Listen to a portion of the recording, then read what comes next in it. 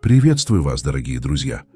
Сегодня мы затронем тему, которая может не только удивить вас, но и полностью перевернуть ваше представление о доброте и ее роли в нашей жизни.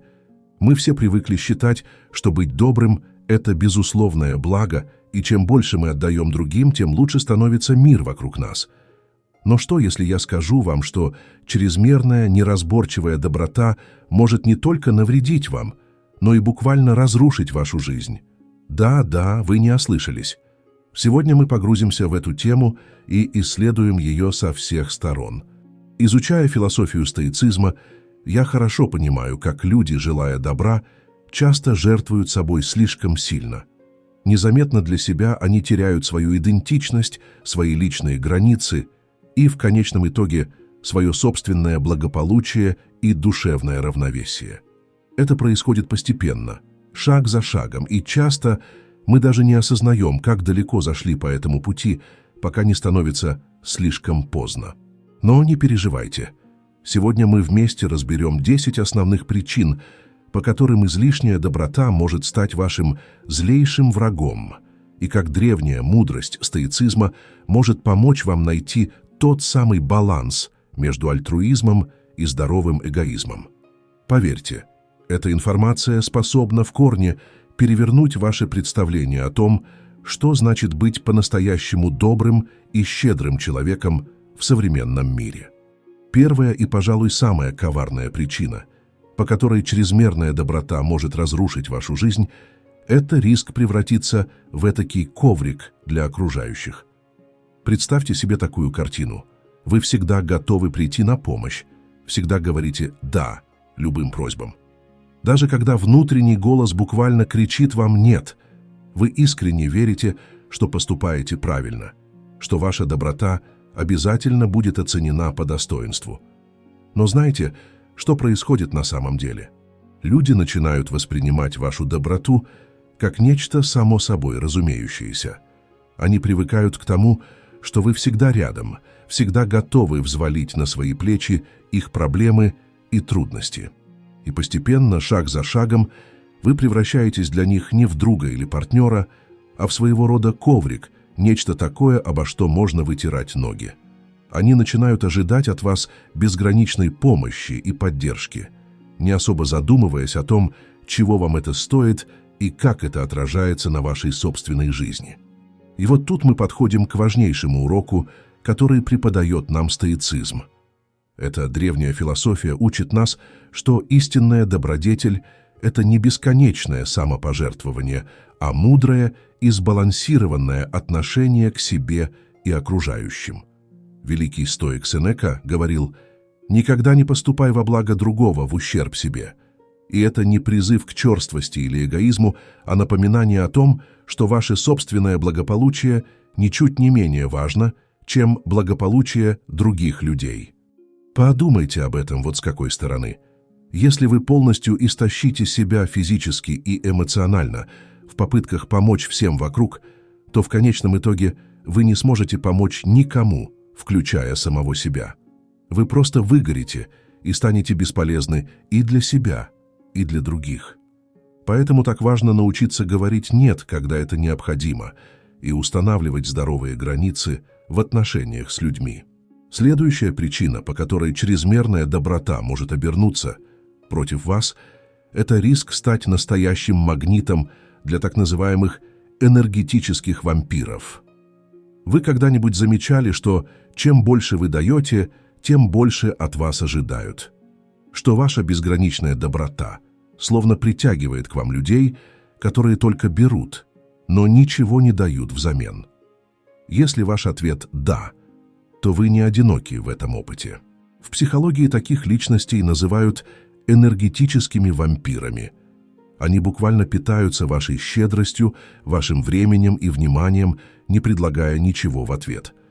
Они могут бесконечно жаловаться на свои проблемы, просить о помощи и поддержке, но когда дело доходит до того, чтобы отблагодарить вас или помочь вам в ответ, они таинственным образом исчезают или находят 1000 отговорок.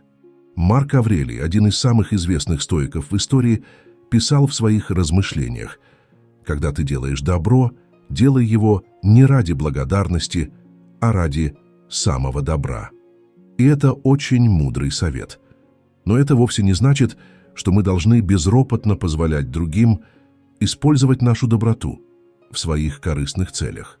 Стоицизм призывает нас быть разборчивыми в отношениях, отдавать предпочтение тем людям, кто разделяет наши ценности и готов не только брать, но и отдавать. Иначе мы рискуем превратиться в неиссякаемый источник ресурсов для тех, кому на нас, по большому счету, плевать. А это прямой путь к истощению, обидам и разочарованию в людях. Поэтому так важно научиться распознавать энергетических вампиров и выстраивать с ними четкие границы. Это не значит, что нужно полностью прекратить им помогать или поддерживать, но это значит, что нужно делать это осознанно, без ущерба для себя и своих потребностей. И если человек раз за разом только берет, но ничего не дает взамен, возможно, стоит задуматься, насколько такие отношения полезны и конструктивны для вас. Третья причина, по которой неразборчивая доброта может стать вашим врагом, это риск потерять связь с самим собой. Когда вы постоянно ставите нужды других выше своих собственных, вы незаметно для себя начинаете растворяться в чужих проблемах и заботах. Вы настолько глубоко погружаетесь в решение чужих вопросов, что напрочь забываете о своих собственных мечтах, желаниях и потребностях. Постепенно ваша жизнь превращается в своего рода фон, на котором разворачиваются чужие истории и драмы. Вы становитесь второстепенным персонажем в собственной жизни, в то время как главные роли достаются тем, кому вы безгранично помогаете и кого поддерживаете. И это очень опасная ситуация, потому что в конечном итоге вы рискуете полностью потерять себя. Эпиктет, бывший раб, ставший одним из величайших учителей стоицизма, говорил: «Прежде всего решите, кем вы хотите быть, а затем делайте то, что вам нужно делать». И в этом заключается очень мощное напоминание о том, что наша главная ответственность в этой жизни – это ответственность перед самими собой. Только будучи верными своему собственному пути, своим ценностям и принципам, мы можем по-настоящему быть полезны другим. Иначе мы рискуем раствориться в чужих жизнях, потеряв при этом свою собственную уникальность и идентичность. А это слишком высокая цена за неразборчивую доброту и желание всем угодить. Поэтому так важно регулярно задавать себе вопрос: чего я хочу, что важно для меня, к чему я стремлюсь. И если оказывается, что в погоне за решением чужих проблем вы совершенно забыли о своих собственных целях и мечтах, возможно, пришло время сделать шаг назад и переосмыслить свои приоритеты. Следующая причина, по которой чрезмерная доброта может нанести удар по вашему благополучию, это риск подавления своих истинных чувств. Когда вы бесконечно говорите «да», в то время как на самом деле вам хочется кричать «нет», вы невольно предаете самого себя и копите внутри себя целый букет негативных эмоций. Обида, разочарование, гнев – все это накапливается внутри вас как яд, отравляя вашу душу и ваше мироощущение. И однажды этот яд может вырваться наружу самым неожиданным и разрушительным образом, нанося удар не только по вашему психологическому здоровью, но и по вашим отношениям с другими людьми. Важно понимать, что стоицизм не учит нас подавлять или игнорировать свои эмоции. Напротив, эта философия призывает нас честно признавать их и работать с ними осознанно и конструктивно. Сенека писал: «Гнев – это желание отомстить за боль». И это очень глубокое понимание природы наших негативных эмоций. Так, может, вместо того, чтобы копить эту боль внутри себя, стоит научиться говорить «нет» с состраданием и уважением к самому себе. Может, стоит позволить себе чувствовать то, что мы чувствуем, и выражать это честно и открыто, не боясь обидеть или разочаровать других. Умение отказывать, когда это необходимо, это не слабость и не эгоизм, а проявление здоровой любви и заботы о себе. Только научившись уважать свои собственные границы и потребности, мы можем по-настоящему уважать и ценить других людей. Иначе мы рискуем превратиться в вечных жертв, которые страдают в тишине и копят обиды, вместо того, чтобы строить здоровые и гармоничные отношения. Пятая причина – это риск потерять уважение окружающих. Это может показаться парадоксальным, но чем больше вы стараетесь угодить другим, тем меньше они склонны вас уважать, и на это есть свои причины. Дело в том, что уважение – это нечто, что нужно заслужить своей внутренней силой, цельностью и последовательностью. Когда вы всегда говорите «да», даже если внутри вас все сопротивляется, когда вы не защищаете свои личные границы и позволяете другим вами манипулировать, вы словно бы транслируете миру: «Мое время ничего не стоит, мои потребности не имеют значения». И люди, порой сами того не осознавая, начинают относиться к вам соответствующим образом. Они перестают ценить вашу помощь и поддержку, начинают воспринимать их как нечто само собой разумеющееся. Они теряют уважение к вам, потому что видят, что вы не уважаете самого себя. Марк Аврелий, один из величайших императоров Рима и последователь стоицизма, напоминает нам: лучшая месть – не быть похожим на своего врага. И в данном случае враг – это не какой-то конкретный человек, а наша собственная склонность к чрезмерному самопожертвованию, граничащему с самоуничижением. Научившись говорить «нет» с достоинством и уважением к самому себе, мы показываем другим, что мы ценим себя и свое время.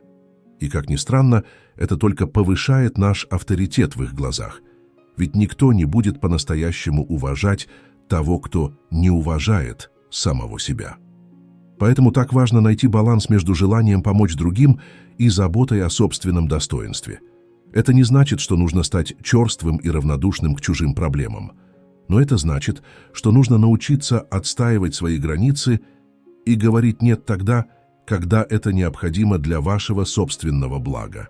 Шестая причина, по которой безграничная доброта может стать вашим врагом – это риск эмоционального и физического выгорания. Когда вы бесконечно даете, не заботясь о себе и своих потребностях, вы постепенно истощаете свои внутренние ресурсы. Это как постоянно черпать воду из колодца, не давая ему возможности наполниться. В какой-то момент вы можете обнаружить, что ваш колодец полностью опустошен. У вас больше нет сил давать, потому что вам самому уже нечего дать. Вы чувствуете себя измотанным, опустошенным, лишенным жизненной энергии и мотивации. И это состояние может длиться очень долго, если вовремя не предпринять меры. Стоицизм учит нас, что самозабота – это не роскошь и не прихоть, а жизненная необходимость. Сенека писал: «Отдых и досуг – вот истинные удовольствия, которые доступны не только глупцам, но и мудрым». И это очень важное напоминание о том, что мы не можем эффективно служить другим, если не заботимся о самих себе. Выгорание – это серьезная проблема современности, которая особенно часто поражает людей альтруистичных и чутких к нуждам других. Постоянное самопожертвование, неумение сказать «нет» и отсутствие заботы о себе – вот главные факторы, которые приводят к выгоранию. Поэтому так важно научиться наполнять свой колодец, находя время для отдыха, творчества и занятий, которые приносят вам радость и помогают восстановить силы. Это может быть что угодно, от прогулок на природе и медитации до увлечений и хобби, которые дают вам ощущение осмысленности и самореализации. Помните, что вы не можете дать другим то, чего у вас самих нет. Поэтому забота о себе – это не эгоизм, а необходимое условие для того, чтобы быть по-настоящему полезным и нужным другим людям. Седьмая причина – это риск упустить возможности для личностного роста и развития. Каждый раз, когда вы говорите «да» чужим потребностям в ущерб своим собственным, вы лишаете себя шанса двигаться вперед и реализовывать свой потенциал. Возможно, у вас были планы посвятить вечер изучению нового навыка или языка, но вместо этого вы согласились помочь другу с переездом. Или вы давно мечтали о путешествии в другую страну, но отложили эту мечту в долгий ящик, потому что кто-то попросил вас о финансовой помощи. Конечно, помогать другим Это замечательно и очень важно. Но не менее важно помнить о своих собственных целях, мечтах и стремлениях. Ведь если вы постоянно будете жертвовать своими интересами ради других, то в какой-то момент вы рискуете остановиться в своем развитии и потерять чувство осмысленности жизни. Эпиктет, один из величайших учителей стоицизма, говорил: «Во всяком деле задумайся о том, что ему должно предшествовать и что за ним последует, и только тогда приступай к нему». И это очень мудрый совет. Прежде чем сказать «да» чужой просьбе, спросите себя: что я теряю, соглашаясь на это? Что я приобрету, если откажусь? Возможно, краткосрочный дискомфорт от слова «нет» откроет вам дверь к долгосрочному росту, развитию и самореализации. Возможно, время и энергия, которые вы сэкономите, сказав «нет» чему-то неважному, позволят вам сделать шаг навстречу своей мечте или освоить новый навык. Помните, что ваша жизнь – это ваш главный проект, и только вам решать, как распорядиться своим бесценным временем и энергией. Не позволяйте чужим потребностям и ожиданиям диктовать вам, куда двигаться и чем заниматься. Будьте верны себе и своему пути, и тогда вы сможете принести гораздо больше пользы и себе, и миру вокруг. 8-я причина – риск разрушить отношения с близкими людьми. Это может звучать парадоксально, но иногда наше желание всегда говорить «да» и никого не огорчать может привести к прямо противоположному результату. Дело в том, что когда мы постоянно жертвуем своими интересами и потребностями ради других, мы невольно создаем в отношениях нездоровую динамику. Другой человек привыкает только брать, не давая ничего взамен. И когда мы, наконец, пытаемся установить какие-то границы и сказать «нет», это воспринимается чуть ли не как предательство. В результате наши отношения могут серьезно пострадать. Накопившиеся обиды, недосказанности и разочарования дают о себе знать, и то, что раньше казалось дружбой или любовью, превращается в полный кошмар. И виноваты в этом, по большому счету, мы сами, тем, что долгое время позволяли собой манипулировать и не отстаивали свои границы. Марк Аврелий писал: «Ты сделал добро, а другой получил пользу. Зачем же ты еще хочешь третьего помимо этого, как глупец? Чтобы люди видели, что ты сделал добро, и чтобы тебе воздали благодарностью». И это очень глубокая мысль. Истинная доброта не ждет награды и не требует постоянных жертв. Она также не должна поощрять паразитические формы отношений, где один только берет, а другой только дает. Здоровые отношения – это всегда улица с двусторонним движением. Это баланс между брать и давать, между заботой о другом и заботой о себе. И только в таких отношениях есть место для настоящей близости, доверия и любви. Только в таких отношениях оба партнера чувствуют себя ценными, нужными и уважаемыми. Не за то, что они делают, а за то, кем они являются. Поэтому так важно научиться выстраивать отношения на основе взаимности, честности и уважения личных границ. Это не значит, что нужно стать эгоистом и всегда думать только о себе. Но это значит, что нужно научиться находить золотую середину между «давать» и «брать», между «да» и «нет». И тогда наши отношения будут приносить радость и удовлетворение, а не боль и разочарование. 9-я причина – это потеря уважения к самому себе. Когда вы постоянно ставите себя на последнее место и жертвуете своими интересами ради других, вы невольно даете себе сигнал, что ваши потребности не важны, что вы не заслуживаете уважения и заботы. Постепенно это может привести к очень неприятным последствиям. Вы можете начать думать о себе как о человеке второго сорта, чьи желания и мечты не имеют значения.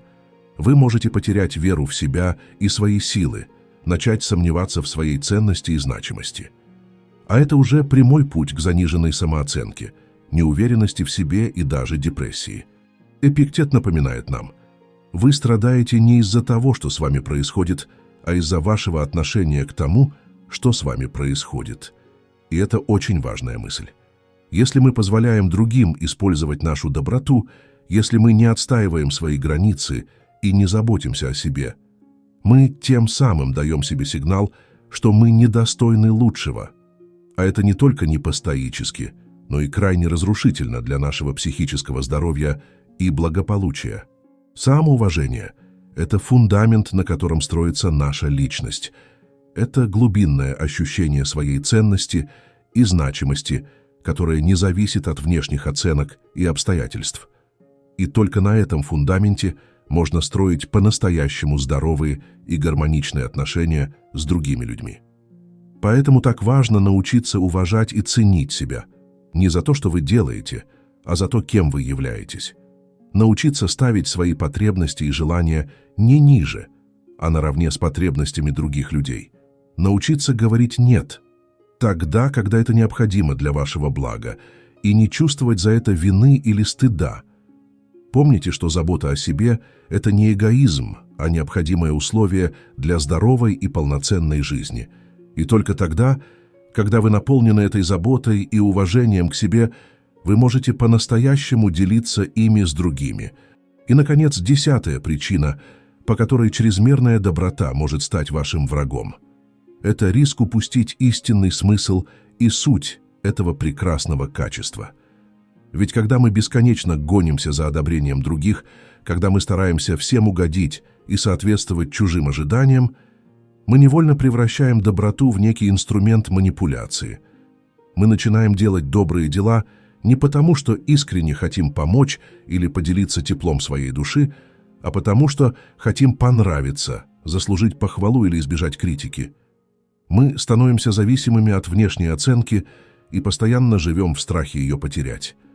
А это уже совсем не та доброта, о которой говорили стоики. Сенека писал: «Не для того мы должны делать доброе дело, чтобы быть замеченными людьми, а для того, чтобы поступать согласно велениям нашей природы». И в этом заключается глубокая мудрость. Истинная доброта – это не про то, чтобы понравиться другим или заслужить их одобрение. Это про то, чтобы быть в гармонии с самим собой, со своими ценностями и принципами. Доброта, которая исходит из глубины нашего сердца, не требует награды и не ищет признания. Она основана на искреннем желании сделать мир чуточку лучше, на сочувствии и заботе о других живых существах. И именно такая доброта наполняет нашу жизнь смыслом и делает нас по-настоящему счастливыми. Поэтому так важно научиться отделять истинную доброту от ее суррогатов и подделок, научиться делать добро не для галочки или из страха осуждения, а потому, что это согласуется с нашими ценностями и убеждениями. Научиться помогать другим не в ущерб себе, а с уважением к своим границам и потребностям. И только тогда, когда мы находим этот баланс между заботой о других и заботой о себе, мы можем по-настоящему реализовать свой потенциал доброты и сделать этот мир немного лучше. Итак, дорогие друзья, вот они, 10 причин, по которым чрезмерная доброта может разрушить вашу жизнь. Но не спешите впадать в другую крайность и становиться черствыми эгоистами. Стоицизм учит нас золотой середине – быть щедрыми, но не в ущерб себе, помогать другим, но не забывать о своих потребностях, говорить «нет» с состраданием и уважением. Помните слова Марка Аврелия: «Часто несправедливый поступок состоит не в том, что сделано, а в том, что не сделано». Иногда самый большой акт доброты – это не безграничное давание, а мудрое и любящее «нет». Нет манипуляциям и использованию. Нет пренебрежению своими границами и потребностями. Нет всему, что истощает нас и лишает внутренней силы. Так давайте же практиковать эту мудрость в нашей жизни. Давайте учиться быть добрыми к себе, чтобы мы могли быть по-настоящему добры к другим. Давайте ценить свое время, свою энергию и свои таланты, направляя их туда, где они принесут максимальную пользу и радость. И давайте никогда не забывать, что наше благополучие – это не роскошь, а необходимость. Только заботясь о себе, мы можем эффективно заботиться о мире вокруг нас. Так что не бойтесь быть добрыми, но будьте добрыми мудро. Не бойтесь любить, но любите себя не меньше, чем других. Не бойтесь давать, но давайте с радостью и без ожидания награды. И тогда ваша доброта станет не слабостью, а силой, не обузой, а крыльями, которые вознесут вас к вершинам духа. Помните, что в каждом из нас заложена искра божественного света. И наша задача — не дать этому свету угаснуть под грузом чужих ожиданий и требований, а разжечь его в яркое пламя, которое осветит путь и нам, и всем вокруг. В этом и заключается истинное предназначение человека — нести в мир свет, любовь и доброту. Но делать это осознанно, мудро и с уважением к себе. И я верю, что если мы будем следовать этому пути, то сможем не только изменить свою жизнь к лучшему, но и внести свой вклад в исцеление нашего прекрасного, но такого хрупкого мира. Спасибо вам, мои дорогие слушатели, за то, что были со мной сегодня. Надеюсь, что эти идеи и размышления нашли отклик в вашем сердце и дали вам пищу для ума. Не забывайте делиться этим видео с теми, кому оно может быть полезно. Подписывайтесь на наш канал, чтобы не пропустить новые выпуски. И помните, доброта начинается с любви и уважения к себе. Будьте добры к себе, и эта доброта непременно распространится на весь мир. На этом я прощаюсь с вами, друзья. Желаю вам мудрости стоиков, баланса во всех сферах жизни и той самой золотой середины между эгоизмом и самопожертвованием. Пусть ваш путь будет наполнен светом, смыслом и радостью. И до новых встреч на просторах нашего канала «Мудрость стоицизма», где мы вместе постигаем великое искусство жизни.